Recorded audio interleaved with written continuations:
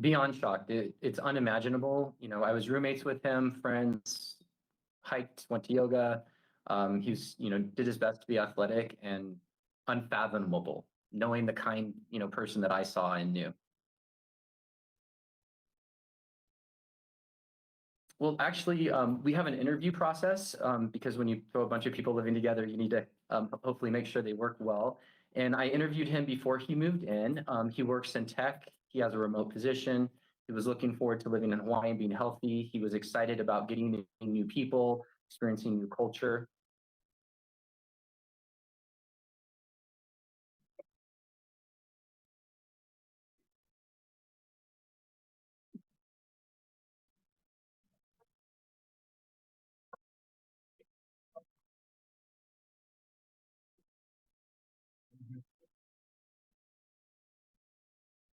No, no, no. It's very natural. Our members all have remote jobs, and Hawaii is one of those places that many people would love to live. So we provide kind of an all-inclusive living experience. So it makes it easy for them to move to the islands.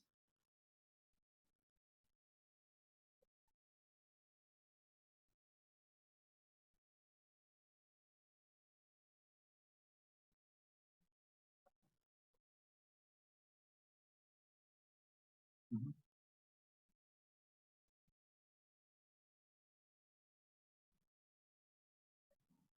He was a very thoughtful person.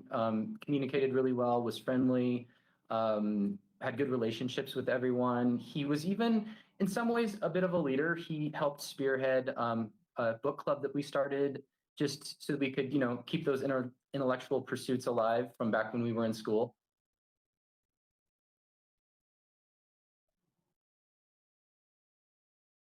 Mhm.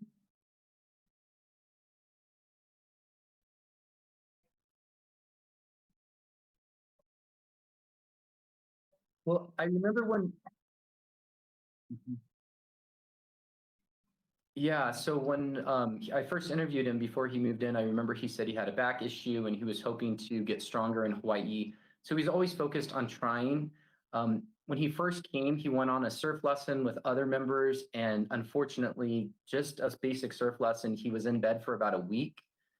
We had to get a different bed for him that was more firm, and I know it was really traumatic and difficult. When you're in your early 20s and you can't, do some basic things, it can be really, really difficult. But he bounced back from it.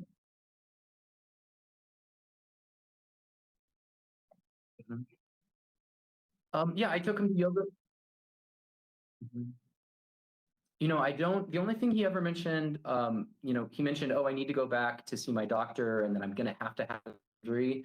I encouraged him and brought him to yoga classes. He would do calisthenics on his own.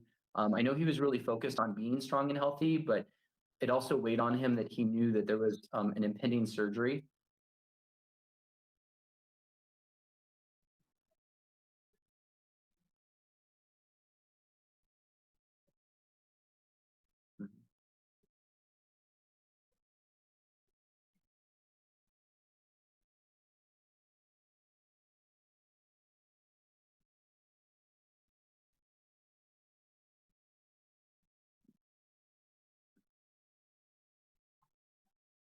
I apologize. I haven't read any of the media that's happened. I heard about it when a reporter called me.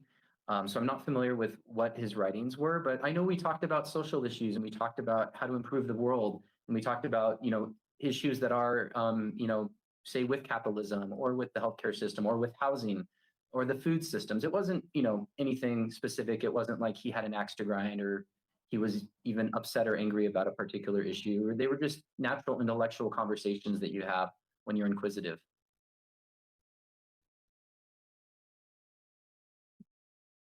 Mhm.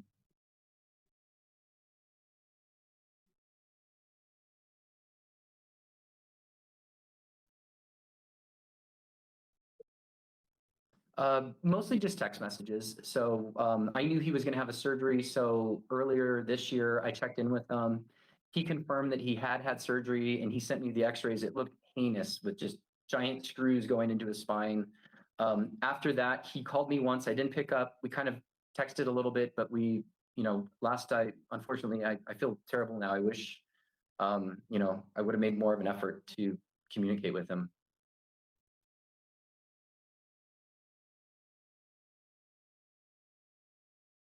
Oh, I'm sorry. Could you repeat the question?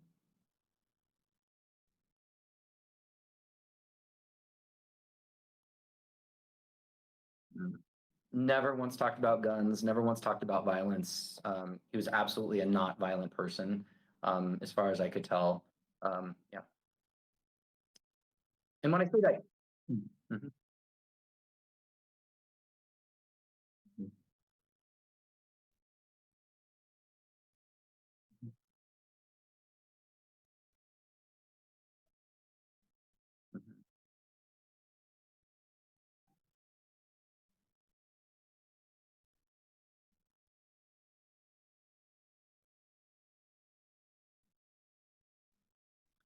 Personally, I can make zero sense of it. There's never justification for violence. We live in a democratic system with processes and procedures to address, our issues, and I can make it, no sense of it.